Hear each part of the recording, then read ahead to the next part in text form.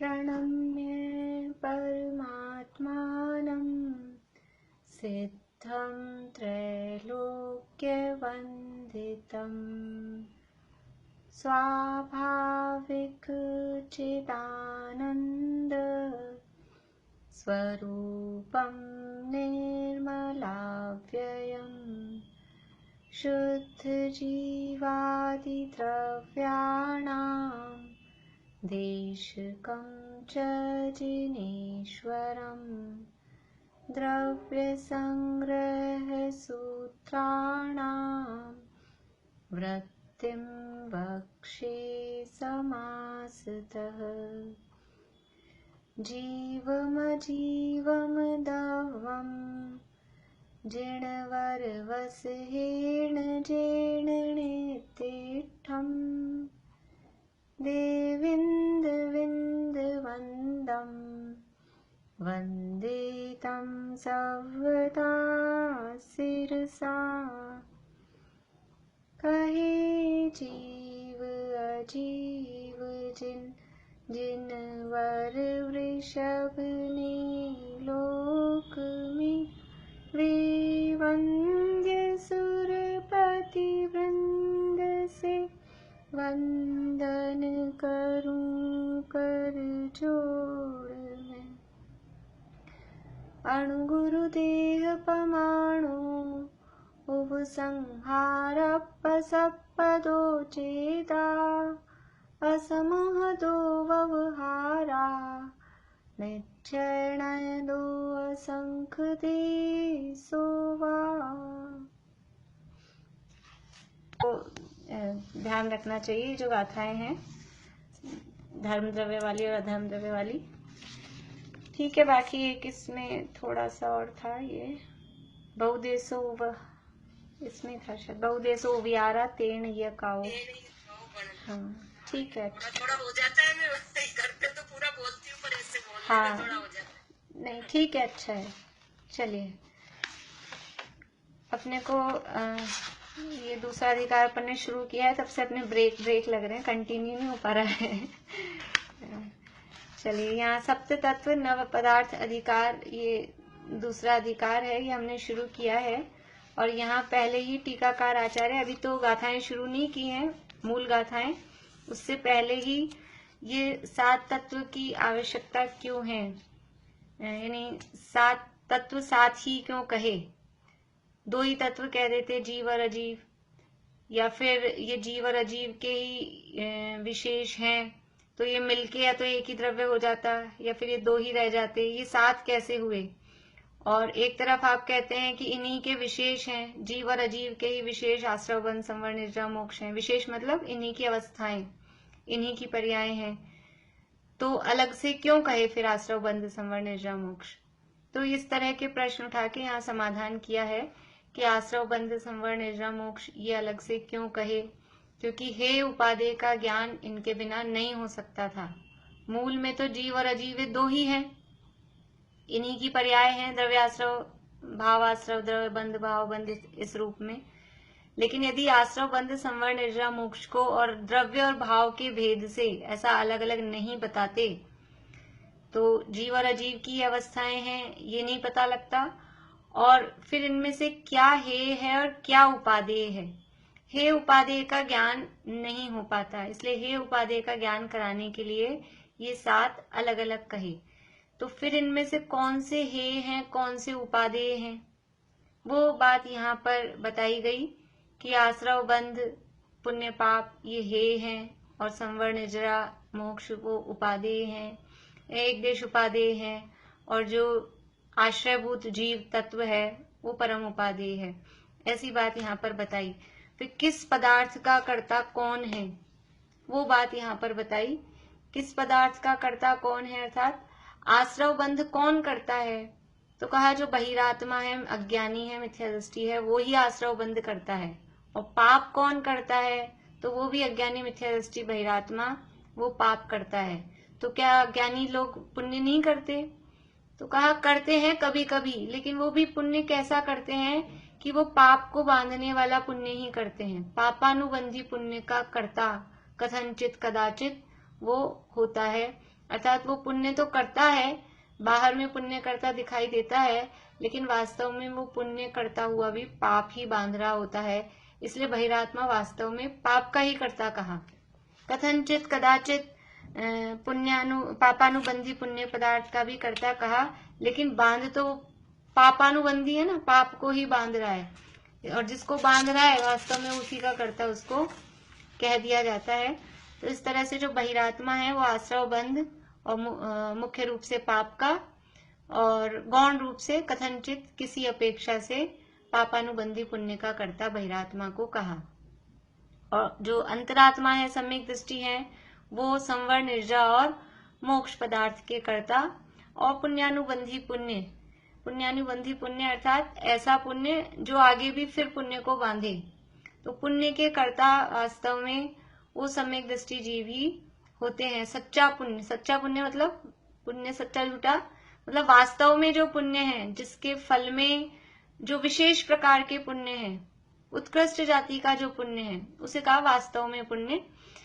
उत्कृष्ट जाति का जो पुण्य है वो सम्यक दृष्टि जीवों को ही बंधता है, क्योंकि जो पुण्य प्रकृतियां हैं, कर्मों में देखा जाए जो पुण्य प्रकृतियां हैं, उत्कृष्ट पुण्य प्रकृतियां हैं, वो सम्यक दृष्टि जीवों को ही बनती हैं। और जो पुण्य के फल सम्यक दृष्टि जीवों के जीवन में होते हैं विशेष प्रकार के, ऐसे पुण्य के फल मिथ्या दृष्टि जीवों के जीवन में नहीं होते हैं। इसलिए जो सम्यक दृष्टि जीव है वो पुण्यानुबंधी पुण्य के कर्ता उनको कहा गया है। इस प्रकार से ये यहाँ किस पदार्थ का कर्ता कौन, ये बात भी अपनी हुई थी। फिर इसमें आगे बात चल रही थी कि कर्तृत्व के विषय में नय विभाग, कि ये किस नय से, जो कर्ता तो कहे लेकिन ये कर्ता किस नय से है, तो नय विभाग की बात अपने यहाँ पर चल रही थी। पढ़ लेते हैं फिर से। और मैंने जो आप लोगों को होमवर्क दिया था वो आज है ट्यूसडे, कब करें, भूल गए या याद है आप लोगों को? याद है ना? फ्राइडे सैटरडे तक कर लें। हाँ मीता भाभी क्या पूछ रहे हैं, बोलिए। मैंने कर लिया है तो उसके ये बोल रहे हैं। ठीक है। जो आपने 8वीं या 9वीं गाथा दी थी ना, तो उसका हाँ वो जो मैंने तो कर लिया। ठीक है। हाँ मेरा भी हो गया है। हाँ मतलब आप वो तो आप हाथ से बता दीजिए, यानी फ्राइडे सैटरडे में कर लें। तो फ्राइडे को क्या डेट आएगी? क्या होमवर्क दिया था? हाँ आप एब्सेंट थे, अब आप रह गए, आपको नहीं मिला। 14 गाथा तक का गाथा और टीका याद करने का कुछ लोगों को दिया था। उस दिन 14 तक का ही दे पाई थी मैं। अब ये 14 तक का हो जाए, फिर जो लोग रह गए होंगे उनको आगे की गाथाएं देंगे, फिर रिपीट नहीं करेंगे। जिन लोगों का नंबर अभी नहीं आया फिर आगे की गाथाएं उनको दे देंगे। अभी एक बार ये कंप्लीट कर लें अपन। फ्राइडे रख लेते हैं, मुझे डेट ध्यान नहीं आ रही है, जो भी आएगी फ्राइडे को अपन कर लेंगे। आप लोग तैयारी कर लें। हाँ वर्षा भाभी, वर्षा भाभी बोलिए। 25 तारीख है फ्राइडे की। हाँ 25 तारीख। तो दिक्कत तो नहीं किसी को कुछ? तो फ्राइडे को रख लेते हैं, ठीक। हाँ बोलिए सुधा जी। ये जो इसमें दिया हुआ है कि कथनचित परिणाम फल का क्या अर्थ है? इस प्रकार स्फटिक मणि स्वभाव से निर्मल है। पेज नंबर 93 पे है ना? हाँ तो अभी पुष्पादि, इस जपा पुष्पादि क्या मतलब, क्या अर्थ हुआ? ये फूल का नाम है, जपा नाम का एक फूल होता है, वो यानी काले रंग का होता है जहां तक मुझे ध्यान है, या तो काला या लाल। जपा पुष्प नहीं, लाल होता है, तमाल पुष्प काला होता है। तो जपा पुष्प मतलब लाल रंग का कोई फूल होता है, तो वो स्फटिक मणि ट्रांसपेरेंट होता है। उसके साइड में, उसके पास में वो लाल रंग का अगर फूल रख देते हैं तो वो पूरा स्फटिक मणि लाल दिखता है। आप समझ लीजिए अपना कांच है जैसे मिरर, उसके सामने लाल फूल रख देंगे तो वो कांच लाल ही दिखाई देगा। यद्यपि कांच अलग टाइप का ट्रांसपेरेंट है और वो अलग टाइप का ट्रांसपेरेंट होता है, लेकिन समझने के लिए, या कांच का गिलास होता है अपना, जो ग्लासेस होते हैं कांच के, उसके अपन साइड में उसमें रेड कलर का आपने रोज का शरबत डाला तो वो पूरा लाल दिखता है। उसमें चंदन का शरबत डाला तो वो पूरा पीला दिखता है। तो जैसे वो कलर दूसरे पदार्थ के रंग से वो रंगीन दिखाई देता है, वैसे वो स्फटिक मणि ऐसा कांच के जैसा होता है। और जपा पुष्प लाल रंग का कोई फूल होता है, उसके संयोग से, उसके साथ में रहने से वो लाल दिखाई देता है, ऐसा। देखिए पेज नंबर 96 पे अब कर्तृत्व के विषय में न्याय विभाग का कथन करते हैं। अब ये यहाँ बता तो दिया कि मिथ्या दृष्टि बहिरात्मा है, वो आश्रव बंध और पाप का करता है। सम्यक दृष्टि जो है वो संवर निद्रा मोक्ष का और पुण्यानुबंधी पुण्य का करता है, ये यहाँ बता दिया। तो लेकिन कौन से न्याय से किसका करता है? आश्रव बंध भी दो दो प्रकार के, संवर निद्रा मोक्ष भी दो दो प्रकार के, द्रव्य आश्रव, भाव आश्रव, द्रव्य बंध, भाव बंध। तो ये जो आपने कर्तृत्व बताया, ये किस न्याय से, किस चीज का, किस अपेक्षा से करता है, वो और यहाँ पे खुलासा करके न्यायों की अपेक्षा से बता रहे हैं।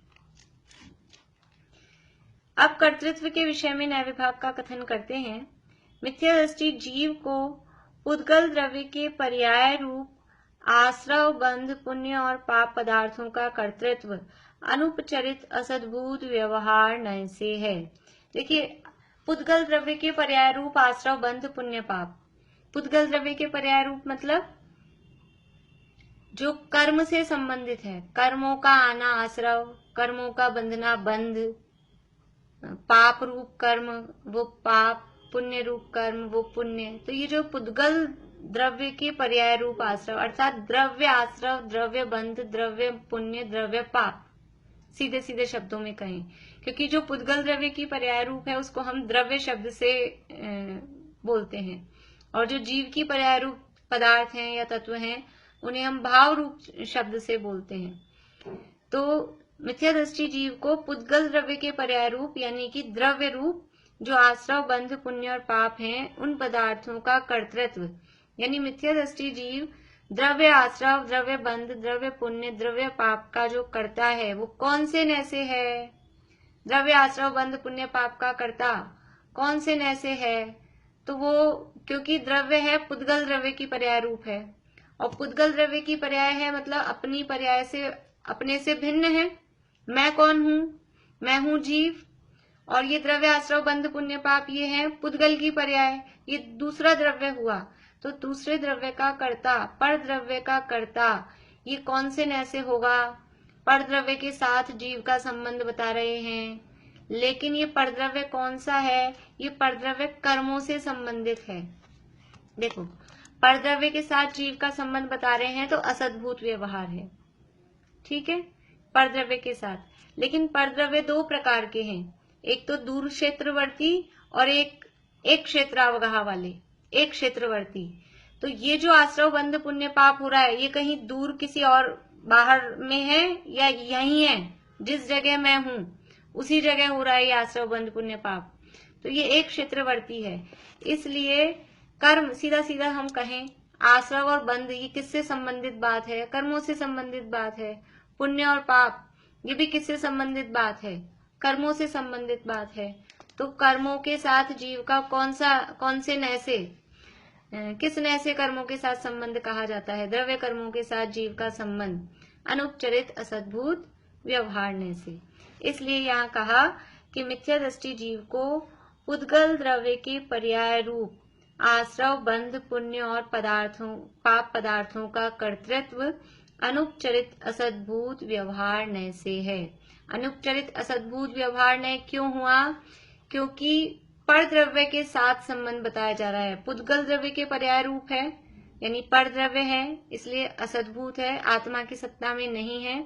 लेकिन एक क्षेत्रावगाह रूप है, जहां आत्मा के प्रदेश है वहीं आश्रव बंध पुण्य पाप द्रव्य कर्म रूप संबंध है, इसलिए अनुपचरित है। और दो द्रव्यों के साथ एकता बता रहा है इसलिए व्यवहार है, और सम्यक ज्ञान का अंश है या अपेक्षाकृत कथन है इसलिए नय है। तो मिथ्या दृष्टि जीव को पुद्गल द्रव्य के पर्याय रूप आश्रव बंध पुण्य और पाप पदार्थों का कर्तृत्व अनुपचरित असद्भूत व्यवहार नय से है।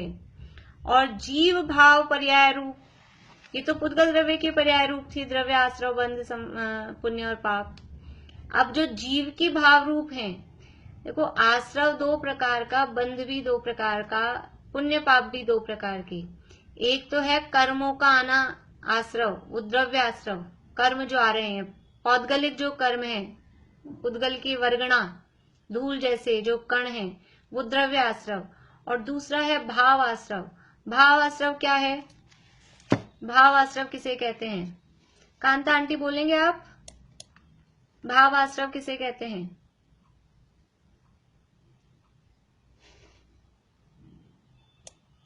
सुधा जी बोलिए, भाव आश्रव किसे कहते हैं? कांता आंटी आपका चेहरा नहीं दिख रहा है। आत्मा से जिसके राग द्वेष आदि परिणामों को भाव। हाँ, आत्मा में जो मोह राग द्वेष भाव उत्पन्न होते हैं उनका नाम भाव आश्रव है। तो मोह राग द्वेष भाव ये किसके हुए? ये आत्मा के हुए। कर्मों का आना, वो द्रव्य कर्म का आना, वो पुद्गल है। लेकिन ये मोह राग द्वेष के भाव, हम बोल रहे हैं भाव, ये मोह राग द्वेष के भाव आत्मा में उत्पन्न होते हैं। ये कहीं बाहर अलग से ऐसा पौद्गलिक नहीं है, ये जीव की ही अवस्था है। जीव में ही मोह, जीव में ही राग, जीव में ही द्वेष, क्रोध मान माया लोभ। क्रोध मान माया लोभ दो प्रकार के। कैसे दो प्रकार के? जैसे आश्रव दो प्रकार का है ना, द्रव्य आश्रव, द्रव्य भाव आश्रव, दो प्रकार का आश्रव। ऐसे ये क्रोध मान माया लोभ ये भी दो प्रकार के, एक द्रव्य क्रोध, एक भाव क्रोध। द्रव्य क्रोध कौन सा है? कौन सा है द्रव्य क्रोध? बोलिए निशांति। जो क्रोध रूपी कर्म है। हाँ, कहाँ पर है? कौन सा है क्रोध कर्म? कहाँ पर है? कौन से वेदों में नाम है क्रोध कर्म का? ये तो जो 25 कषाय। बढ़िया बढ़िया, 25 कषायों में है ना क्रोध नाम का एक, अनंतानुबंधी क्रोध, अनंतानुबंधी मान, अप्रत्यय गहनावरण क्रोध। तो ये जो क्रोध है वो तो है द्रव्य क्रोध। और हमको जो गुस्सा आता है, गुस्सा आ रहा है, ये क्या है? ये भाव क्रोध। तो ये दो प्रकार का क्रोध। ऐसे ही आश्रव दो प्रकार का, कर्मों का आना, वो जो कर्म है वो द्रव्य आश्रव, और आत्मा में ये मोहराग द्वेष, ये मोहराग द्वेष के परिणाम, ये क्रोध मान माया लोभ, ये भी मोहराग द्वेष, द्वेष रूप परिणाम है ना क्रोध। 25 कषायों को राग और द्वेष में बांटते हैं अपन। कषायों का दूसरा नाम, राग द्वेष का दूसरा नाम ही तो कषाय है। तो मोहराग द्वेष बोलो, कषाय बोलो, एक ही बात है। तो ये जो भाव अंदर हो रहे हैं, क्रोध के, मान के, माया के, ये मोहराग द्वेष के परिणाम, ये है भाव आश्रव, ये है जीव की अवस्था, ये जीव का परिणाम है। तो जीव भाव पर्याय रूप जो आश्रव बंध पुण्य पाप, ऐसे ही पुण्य पाप एक तो हमें परिणाम होते हैं, देव पूजा, गुरु उपासना, स्वाध्याय, ये जो हमें भाव हो रहे हैं ये है पुण्य भाव। ये पूजन स्वाध्याय के, भक्ति के जो परिणाम अंदर से हो रहे हैं ये है पुण्य भाव। और एक है पुण्य कर्म। 148 प्रकृतियों में कितनी प्रकृतियां पुण्य रूप, कितनी प्रकृतियां पाप रूप, कितनी कितनी है? हाँ बोलिए सुनीता आंटी।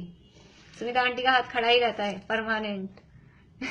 एक तो पुण्य प्रकृति है और 68 है पाप प्रकृति।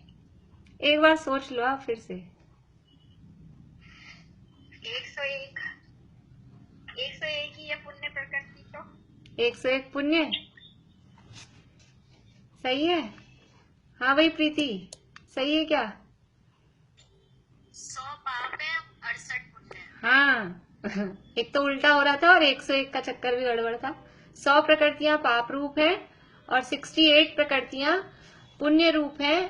वो डबल होती हैं, वर्ण रस गंध स्पर्श वाली 20 जो प्रकृतियां हैं, इसलिए 148 की 168 हो जाती हैं। तो ये जो प्रकृतियां पुण्य पाप रूप हैं, ये है द्रव्य पुण्य द्रव्य पाप। और जो हमें भाव हो रहे हैं, अभी हमें स्वाध्याय का जो परिणाम आ रहा है, ये कौन सा है? ये भाव पुण्य। किसी को मारने का परिणाम आ रहा है, ये भाव पाप। और उस समय ऐसे कर्म का उदय, वो जो कर्म है वो कर्म है द्रव्य पाप या द्रव्य पुण्य। समझ में आ रहा है? ये द्रव्य और भाव की बात समझ में आ गई? तो जो द्रव्य रूप जो अवस्थाएं हैं, जो कर्म का उदय जो आ रहा है, वो सब द्रव्य रूप अवस्थाएं हैं, वो पुद्गल की हैं, वो परद्रव्य है। और परद्रव्य के साथ संबंध है वो असद्भूत व्यवहारने से है। फिर असद्भूत व्यवहारने में भी निकट का है कि दूर का है वो देखना, तो निकट का है। कर्मों के साथ आत्मा का संबंध निकट का संबंध है। देखो, परद्रव्य के साथ आत्मा का संबंध वो असद्भूत व्यवहार, लेकिन वो परद्रव्य के साथ संबंध दूर का है कि निकट का है। अपने भी रिलेशंस जो होते हैं, हमारे चाचा जी हैं, तो एक तो होते दूर के चाचा जी और एक क्या बोलते हैं अपन, रियल चाचा जी। तो है तो चाचा जी, चाचा जी मतलब यानी अपने पिताजी नहीं है, पिताजी के भाई हैं, तो थोड़ा सा तो दूर हो गया। लेकिन चाचा जी भी दो टाइप के, कि वो एक तो दूर के हैं कि दादाजी के भी कोई कजन भाई थे, फिर उनके बेटे हैं, ऐसे करके दूर का। और एक रियल जो अपने दादाजी के ही दूसरे बेटे हैं, तो वो रियल चाचा जी, ऐसा। तो अब ये कर्मों के साथ आत्मा का संबंध है, वो दूर का है कि निकट का है? ये निकट का है, क्योंकि आत्मा के साथ में ही एक क्षेत्रावगाह रूप होकर ये कर्म रहते हैं। इसलिए कर्मों के साथ जो आत्मा का संबंध, संबंध में सारी बातें आ गई, कर्तृत्व कहो, एकत्व कहो, ममत्व कहो, भोक्तृत्व कहो, सारी बातें वो संबंध शब्द में आ जाती है। तो यहाँ कर्ता की बात चल रही है कि आत्मा द्रव्य आश्रव बंध, द्रव्य पुण्य, द्रव्य पाप का कर्ता है। तो कौन से न से हुआ कि असद्भूत व्यवहार ने। लेकिन असद्भूत व्यवहार ने दो प्रकार का है, अनुपचरित और उपचरित। तो यह अनुपचरित असद्भूत व्यवहार ने से। उपचरित असद्भूत व्यवहार ने से किसका करता है? कि वो दूर वाले जो परद्रव्य हैं, मकान का, दुकान का, माता का, पिता का, पति का, पत्नी का, इनका जो कर्ता कहा, वो उपचरित असद्भूत व्यवहार ने से। और कर्मों का या अपने शरीर का कर्ता कहना, वो है अनुपचरित असद्भूत व्यवहार ने। फिर बात है कि जो जीव भाव पर्याय रूप आश्रव बंध पुण्य पाप पदार्थ हैं, इनका कर्तृत्व अशुद्ध निश्चय न से, क्योंकि ये आत्मा की पर्याय हैं, लेकिन आत्मा की विकारी पर्याय हैं, अशुद्ध पर्याय हैं। आत्मा की निर्मल पर्याय नहीं है, आत्मा का स्वभाव नहीं है, आत्मा का विभाव है। आत्मा का है इसलिए निश्चय, लेकिन विभाव है इसलिए अशुद्ध। आत्मा का है, देखो व्यवहार क्यों कहा था? क्योंकि वो जो द्रव्य आश्रव बंध को व्यवहार क्यों कहा? क्योंकि वो आत्मा में नहीं, आत्मा नहीं थे ना, पुद्गल द्रव्य की पर्याय थी, पर द्रव्य के, पुद्गल द्रव्य के पर्याय रूप थे, आत्मा के नहीं थे, इसलिए वो व्यवहार थे, असद्भूत थे। यहाँ पर ये जो है मोह राग द्वेष के परिणाम, ये जीव भाव पर्याय रूप हैं, इसलिए तो निश्चय है, जीव के साथ अभेद है, तन्मय है। जिस समय क्रोध का उदय आता है और जिस समय जीव क्रोध करता है, उस समय वो जीव क्रोधी दिखाई देता है, वो जीव ही पूरा का पूरा क्रोधी दिखाई देता है। तो वो जीव के साथ उस समय तन्मय है, अभेद है, इसलिए तो है निश्चय ने। लेकिन जीव की शुद्ध निर्मल पर्याय नहीं है, अशुद्ध दशा है, विकारी दशा है, जीव को गंदा कर रही है, मैला कर रही है, इसलिए वो कौन से नय का विषय है? अशुद्ध निश्चय नय का विषय है। इसी को यदि हम व्यवहार में लें तो कौन से व्यवहार नय में जाएगा? देखो, अशुद्ध निश्चय नय का विषय और एक जो व्यवहार है, वो दोनों के विषय सेम है। यदि इसको हम व्यवहार में लेंगे तो कौन से व्यवहार में जाएगा? बोलिए रजनी जी। उपचरित सद्भूत व्यवहार में। बढ़िया, उपचरित सद्भूत व्यवहार में। सद्भूत क्यों कहा? क्योंकि आत्मा की सत्ता में हो रहे हैं मोह राग द्वेष, इसलिए सद्भूत। लेकिन उपचरित क्यों कहा? कि आत्मा के स्वभाव नहीं है, आत्मा के स्वभाव रूप नहीं है, इसलिए उपचार से, परद्रव्य के निमित्त से हुए हैं, इसलिए उनको जीव का कह रहे हैं, लेकिन हो गया जीव में ही। जैसे कि फोड़ा फुंसी होता है शरीर में, तो होता तो शरीर में है, लेकिन वो किसी ना किसी, या समझ लीजिए बुखार हो गया, तो वो किसी न किसी बैक्टीरिया के या किसी वायरस के या कोई ना कोई बाहरी कारण के निमित्त से वो होता है, इसलिए वो शरीर का स्वभाव नहीं है, पर हुआ शरीर में ही है। ऐसे ही मोह राग द्वेष परिणाम आत्मा के स्वभाव नहीं है, इसलिए उपचरित हैं, लेकिन फिर भी हो गए आत्मा में, हुए आत्मा में ही है, इसलिए वो सद्भूत है। तो उपचरित सद्भूत व्यवहार ने कहो अथवा अशुद्ध निश्चय ने कहो, एक ही बात है, वो भेद अभेद का फर्क है केवल। यहाँ अशुद्ध निश्चय ने से कहा कि सम्यक दृष्टि जीव भाव पर्याय रूप आश्रव बंध पुण्य पाप पदार्थों का कर्तृत्व अशुद्ध निश्चय ने से है। आगे, सम्यक दृष्टि जीव को जो द्रव्य रूप संवर निर्जरा और मोक्ष पदार्थ का कर्तृत्व है। मिथ्या दृष्टि को तो जो कर्तृत्व कहा आश्रव बंध पुण्य पाप का, वो अनुपचरित असद्भुत व्यवहार से। द्रव्य आश्रव बंध पुण्य पाप का, वो अनुपचरित असद्भुत व्यवहार ने से कहा। फिर सम्यक दृष्टि को कौन से न से होगा? सम्यक दृष्टि को भी उसी न से होगा, क्योंकि वो है द्रव्य रूप, वो पुद्गल की पर्याय रूप है। संवर्ण निर्जरा मोक्ष भी यदि हो रहा है तो वो कर्मों से संबंध बताया जा रहा है, और कर्मों से संबंध या तो कर्म आत्मा से जुड़ रहे हैं ये संबंध, या कर्म आत्मा से अलग हो रहे हैं, ये भी कर्मों से ही संबंध बताया जा रहा है ना। कर्मों को साथ लेके बात की जा रही है, पुद्गल कर्म को साथ लेके बात की जा रही है, इसलिए वो भी अनुपचरित असद्भुत व्यवहार न से है। यानी संबंध का अर्थ अकेला जुड़ान ही नहीं है, संबंध का मतलब है उससे जुड़ान बताओ चाहे उससे अलग होना बताओ, दोनों का नाम संबंध। अगर कर्म की बात कर रहे हैं जीव के साथ, द्रव्य कर्म की, तो वो अनुपचरित असद्भुत व्यवहार न का विषय बनेगा। चाहे सम्यक दृष्टि जीव के लिए कहो संवर्ण निर्जरा रूप, चाहे मिथ्या दृष्टि जीव के लिए कहो आश्रव बंध रूप। तो सम्यक दृष्टि जीव को जो द्रव्य रूप संवर्ण निर्जरा और मोक्ष पदार्थ का कर्तृत्व है वह भी अनुपचरित असद्भुत व्यवहार से है, और जीव भाव पर्याय रूप संवर्ण निर्जरा मोक्ष पदार्थों का कर्तृत्व विवक्षित एक देश शुद्ध निश्चय न से है। और जीव की पर्याय रूप जो संवर्ण निर्जरा मोक्ष पदार्थों का कर्तृत्व है वो एक देश शुद्ध निश्चय न से। वहां आश्रव बंध का कर्तृत्व कहा था अशुद्ध निश्चय न से, क्योंकि विकारी पर्याय थी, और यहाँ संवर्ण निर्जरा जो पर्याय हैं एक देश निर्मल पर्याय हैं, जीव की हैं, इसलिए निश्चय न है, और एक देश यानी आंशिक शुद्ध पर्याय हैं, इसलिए एक देश शुद्ध निश्चय न का विषय लिया। यहाँ ये प्रश्न उठ सकता है कि मोक्ष को भी क्यों लिया आपने एक देश शुद्ध निश्चय न में? तो देखो मोक्ष कहाँ से चालू हो जाता है? अपन तो मोक्ष समझते हैं समस्त कर्मों का अभाव वो मोक्ष है, लेकिन देखा जाए तो मोक्ष भी आंशिक रूप से चौथे गुणस्थान से प्रारंभ हो जाता है, दृष्टि मुक्त। तो उस अपेक्षा से एक देश शुद्ध निश्चय न का विषय बनेगा। चौथे गुणस्थान वाला जो मोक्ष है वो कौन से न का विषय बनेगा? वो साक्षात शुद्ध निश्चय न का विषय नहीं है, वो एक देश शुद्ध निश्चय न का ही विषय बनेगा। और दूसरी अपेक्षा से ये भी देख सकते हैं कि वो मोक्ष भी पर्याय है, स्वभाव द्रव्य रूप तो नहीं है ना, मोक्ष भी एक पर्याय है, अंश है, इसलिए उन सबको संवर्ण निर्जरा के साथ में मोक्ष को भी एक देश शुद्ध निश्चय न का विषय यहाँ कह दिया है। और अपन ये अपेक्षा देखें कि यहाँ दो ही भेद किए निश्चय न के, समझ लीजिए दो मतलब ऐसा तीन, अशुद्ध निश्चय न, एक देश शुद्ध निश्चय न और परम शुद्ध निश्चय न। साक्षात शुद्ध का भेद नहीं करें तो फिर साक्षात शुद्ध वाले जो विषय हैं वो सब एक देश शुद्ध निश्चय न में ही ग्रहण हो जाएंगे। इसलिए भी यहाँ पर एक देश शुद्ध निश्चय न से जो जीव भाव पर्याय रूप संवर्ण निर्जरा मोक्ष पदार्थ हैं उनका कर्तृत्व कहा गया है। परम शुद्ध निश्चय न से क्या है? परम शुद्ध निश्चय न से तो हे योगी परमार्थ से यह जीव उत्पन्न नहीं होता है, मरता नहीं है और बंध मोक्ष करता नहीं है, इस प्रकार जिनेंद्र कहते हैं। ये परमात्मा प्रकाश की गाथा है। देखिए ऊपर संस्कृत में जो दिया हुआ है, ऊपर में आप पढ़िए 5वीं लाइन, ऊपर जो टीका दी हुई है इसी पेज पे संस्कृत की, उसमें 5वीं लाइन, नवि उपज्जई नवि मरई बंधुण मोक्ष करई जीव परमिथ जोइया जिणवरु एयु भणई। ये अपभ्रंश भाषा में योगेंदु देव ने परमात्मा प्रकाश और योगसार ये ग्रंथ लिखे हैं।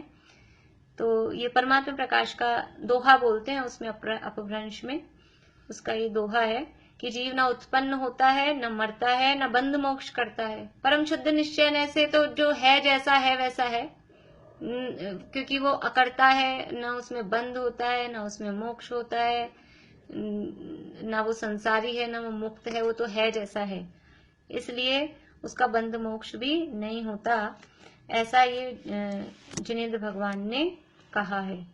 इस वचन से जीव को बंध मोक्ष नहीं है। तो परम शुद्ध निश्चय ऐसे कौन किसका करता है? आश्रव का करता है कि बंध का करता है कि मोक्ष का करता है? मोक्ष का करता भी उसी एक देश शुद्ध निश्चय ऐसे कह दिया। अपन अपनी तरफ से देखो, साक्षात शुद्ध निश्चय ने भी देखो तो भी वो सब परम शुद्ध निश्चय के सामने तो सब वो व्यवहार में ही जाते हैं ना। तो मोक्ष का कर्ता भी जीव परम शुद्ध निश्चयन ऐसे नहीं है। ये परम शुद्ध निश्चयन ऐसे जीव अकर्ता है, करता ही नहीं है। तो ना बंध को करता है ना मोक्ष को करता है। परम शुद्ध निश्चयन ऐसे जीव बंधा हुआ भी नहीं है, और जब बंधा हुआ ही नहीं है तो मुक्त भी नहीं होगा। जिस नय से बंधेगा, बंधन होगा तभी तो मुक्त होगा। बंधन ही नहीं है तो मुक्त होने का सवाल ही नहीं है। तो परम शुद्ध निश्चयन है जीव को समस्त पर्यायों से पार, समस्त भेदों से अभेद, यानी भेदों से रहित, पर्यायों से पार, अभेद, अखंड, एक, शुद्ध ऐसा देखता है। उसमें बंध मोक्ष की बात नहीं होती है, इसलिए जीव को बंध मोक्ष नहीं है। पूर्वोक्त विवक्षित एक देश शुद्ध निश्चय नय को आगम भाषा में क्या कहते हैं? ये जो आपने एक देश शुद्ध निश्चय नय कहा, संवर निर्जव मोक्ष का कर्ता जिससे है, उसको आगम भाषा में क्या कहते हैं? हाँ बोलिए ज्योति जी।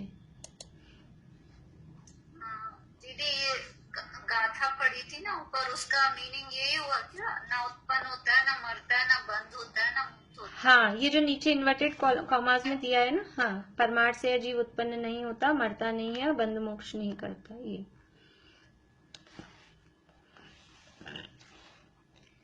तो ये जो पूर्वोक्त जो एक देश शुद्ध निश्चय ने कहा, यानी संवर निर्जव मोक्ष का जो कर्ता कहा, उसको आगम भाषा में क्या कहते हैं? देखिए दो तरह की भाषाएं चलती हैं, एक आगम भाषा और एक अध्यात्म की भाषा। आगम भाषा और अध्यात्म भाषा, अध्यात्म है वो प्रयोजन परक कथन करता है, अध्यात्म में प्रयोजन परक कथन किया जाता है, और आगम में वस्तु परक कथन किया जाता है, यानी वस्तु व्यवस्था बताई जाती है आगम में। और अध्यात्म में वस्तु व्यवस्था नहीं बताई जाती, वस्तु व्यवस्था तो जो है वो है ही, लेकिन वहां प्रयोजन की मुख्यता से बात की जाएगी, हमारा प्रयोजन किससे सद रहा है वो बात करेंगे। तो यहाँ अभी ये कह रहे हैं कि ये जो आपने शुद्ध निश्चय ने कहा, एक देश शुद्ध निश्चय है, उसको आगम की भाषा में क्या कहते हैं? देखो दोनों तरह की चीजें अपन अपनी डेली लाइफ में भी दोनों तरह की बातें चलती है। कभी कभी हम आगम भाषा यूज करते हैं, कभी कभी हम अध्यात्म भाषा यूज करते हैं डेली लाइफ में, कि अभी अगर हमें कुछ काम करना है, यद्यपि वो यानी अभी हमारा जिस चीज का टाइम है तो अभी हमको वो काम करना है और दूसरे काम भी हैं, तो अभी हमें वो दूसरे काम नहीं करने, तो अभी हमारा वो प्रयोजन नहीं है, तो अभी कहेंगे ये नहीं, अभी नहीं। जैसे बच्चों को अपन कहते हैं खाने का टाइम हो गया, वो कहे अपन भोजन के लिए आवाज लगा रहे हैं शाम को 5 बजे, और वो कहेंगे नहीं मैं पढ़ लेता हूँ, अभी पढ़ना भी तो है, तो हम कहेंगे नहीं पढ़ाई मत करो। तो अब ये जो हमने कहा पढ़ाई मत करो, ये कौन सा है? ये प्रयोजन परक कथन किया है। ऐसा नहीं है कि पढ़ाई नहीं करनी चाहिए, कि हम पढ़ाई करने से मना कर रहे हैं, लेकिन अभी प्रयोजन क्या है? ये प्रयोजन परक कथन। तो अध्यात्म में ऐसे प्रयोजन परक कथन किए जाएंगे। जैसे अभी हम कहते हैं मोहराग द्वेष परिणाम है, ये परद्रव्य के लक्ष्य से हुए हैं, नहीं, यहाँ कह रहे हैं कि ये जीव में उत्पन्न हुए हैं, जीव भाव रूप हैं, तो जीव में उत्पन्न हुए हैं, लेकिन अध्यात्म भाषा में उसे क्या कहेंगे? यद्यपि ये जीव में उत्पन्न हुए हैं, ये वस्तु परक कथन है, पर अध्यात्म भाषा में कहेंगे कि जीव के नहीं है, क्योंकि यदि इसको हम जीव का मानेंगे तो हमारा प्रयोजन सिद्ध नहीं होगा। मोह राग द्वेष के परिणाम है, क्रोध मान माया लोभ के परिणाम है, यदि इनको जीव का ही मान लिया जाए तो फिर इनसे छूटने का उपाय हम क्यों करेंगे? भेद विज्ञान कैसे करेंगे? मुक्ति कैसे होगी? इसलिए अध्यात्म की भाषा में कहेंगे कि ये जीव के नहीं होते, जीव के मोह राग द्वेष परिणाम नहीं होते।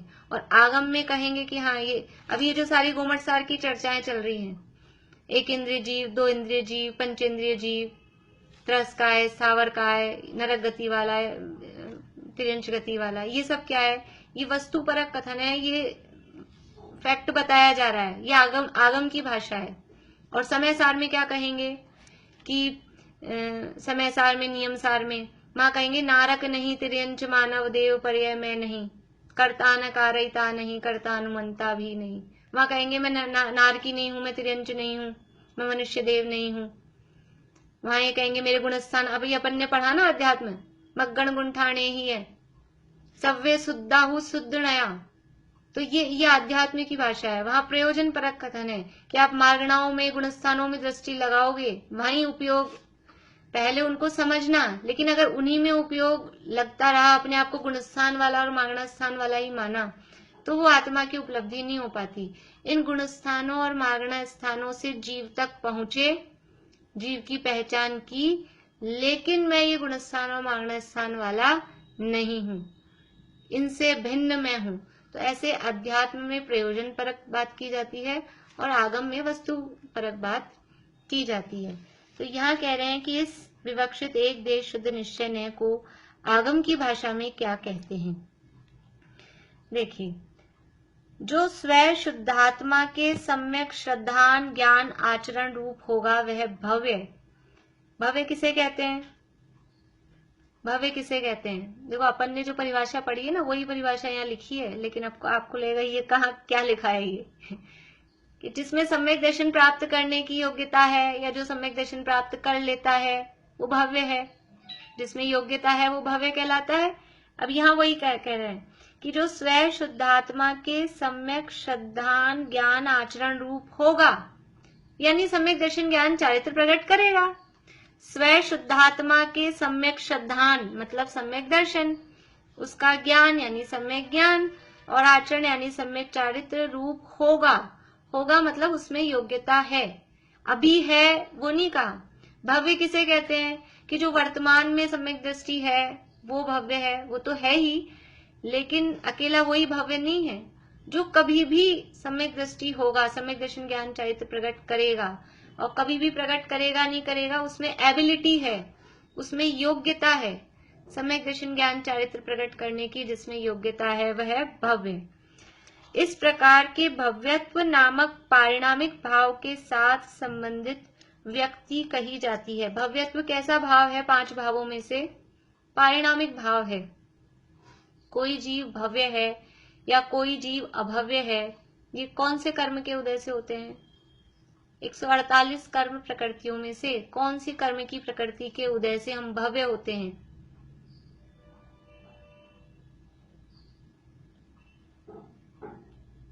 हाँ, ऐसी कोई प्रकृति नहीं है वास्तव में। किसी कर्म के उदय से हम भव्य नहीं होते। किसी कर्म के उदय से भव्य और किसी कर्म के उदय से अभव्य ऐसा नहीं होता। जो जीव भव्य है वो अपने स्वभाव से ही भव्य है, जो जीव अभव्य है वो अपने स्वभाव से ही अभव्य है। इसलिए यह है पारिणामिक भाव। पारिणामिक का अर्थ क्या? जिसमें कर्म के उदय, उपशम, क्षय, क्षय उपशम की कोई अपेक्षा नहीं रहती, ऐसा जो भाव है वो कहलाता है पारिणामिक भाव। तो भव्य पने में और अभव्य पने में किसी कर्म की कोई दया की आवश्यकता नहीं होती है। कर्म दया करें तो हम भव्य हो जाएं, कर्म ने हमारे पे क्या कहेंगे कठोर दृष्टि करी तो हम अभव्य हो गए, ऐसा कुछ भी नहीं है। तो ये भव्यत्व नामक पारिणामिक भाव है, उसके साथ संबंधित व्यक्ति। व्यक्ति का मतलब यहाँ पर्सन नहीं, व्यक्ति का मतलब है प्रगटता। शक्ति की होती है व्यक्ति, व्यक्तता, उसका नाम यहाँ कहा व्यक्ति। तो जो फिर से ऊपर से पढ़ते हैं, जो स्वयं शुद्धात्मा के सम्यक श्रद्धान ज्ञान आचरण रूप होगा वह भव्य। इस प्रकार के भव्यत्व नामक पारिणामिक भाव के साथ संबंधित व्यक्ति कही जाती है, अर्थात भव्यत्व पारिणामिक भाव की व्यक्तता अर्थात प्रगटता कही जाती है। ये जो एक देश शुद्ध निश्चय को क्या कहे की बात बता रहे हैं। एक देश शुद्ध निश्चय को आगम भाषा में क्या कहते हैं कि एक देश शुद्ध निश्चय का मतलब है कि जिसके भव्यत्व की व्यक्ति हो गई है, जिसके भव्यत्व की प्रगटता हो गई है, उसके संवर निर्जा प्रकट हुआ ना, उसके एक देश मोक्ष प्रकट हुआ। जिसका भव्यपना प्रकट हो गया, भव्य तो है कोई जीव, लेकिन वो भव्यपना प्रकट कब होता है? ये सम्यक दर्शन होते ही। सम्यक दर्शन होने पर वो भव्यपना प्रकट होता है, और सम्यक दर्शन होने पर ही संवर है। सम्यक दर्शन और संवर में कोई डिफरेंस नहीं है। सम्यक दर्शन होना अर्थात संवर होना। तो जिसके सम्यक दर्शन हुआ या संवर हुआ, उसके ये भव्यत्व की व्यक्ति प्रगटता हो गई, और अध्यात्म भाषा में उसे ही द्रव्य शक्ति रूप शुद्ध पारिणामिक भाव की भावना कहते हैं। आगम भाषा में जिसे कहा कि ये भव्यत्व भाव की उसकी प्रकटता हुई है, व्यक्तता हुई है। अध्यात्म भाषा में कहते हैं उसी के लिए शब्द कि पारिणामिक भाव की भावना है, पारिणामिक भाव की भावना कहते हैं, अथवा अन्य नाम से उसे निर्विकल्प समाधि अथवा शुद्धोपयोग आदि कहते हैं। यानी ये जो भव्यत्व भाव की प्रकटता हुई, संवर निर्जा प्रकट हुए, इसे आगम की भाषा में कहते हैं भव्यत्व की प्रकटता, और आध्यात्म की भाषा में उसे कहते हैं पारिणामिक भाव की भावना या निर्विकल्प समाधि, या अपना जो समझ लीजिए फैमिलियर शब्द है जिससे हम परिचित हैं वो है शुद्धोपयोग। शुद्धोपयोग की प्रकटता उसे कहते हैं। अध्यात्म में उसे शुद्धोपयोग कहते हैं, या निर्विकल्प समाधि कहते हैं, या पारिणामिक भाव की भावना कहते हैं, और अध्यात्म में उसे ही भव्यत्व भाव की प्रकटता, भव्यपने की प्रकटता कहते हैं। ये जो एक देश शुद्ध निश्चय है ना, एक देश शुद्ध निश्चय का विषय क्या था, वो संवर निर्जरा मोक्ष। उसको आगम में कहेंगे तो कहेंगे इसके भव्यत्व भाव प्रकट हो गया, अध्यात्म में कहेंगे तो इसके शुद्धोपयोग है या निर्विकल्प समाधि है, या कहेंगे परम पारिणामिक भाव की इसको भावना है। इस प्रकार से यहाँ कहा है। अभी थोड़ा और है इसके बारे में बात, कल अपन इसकी चर्चा और करेंगे। अभी अपना समय हो गया है, इसी बात को कल लेते हुए इस प्रकरण को कोशिश कर लेंगे, कल ये पूरा हो जाए और अपन गाथा शुरू कर लें कल से। अभी यहीं पूरा करते हैं।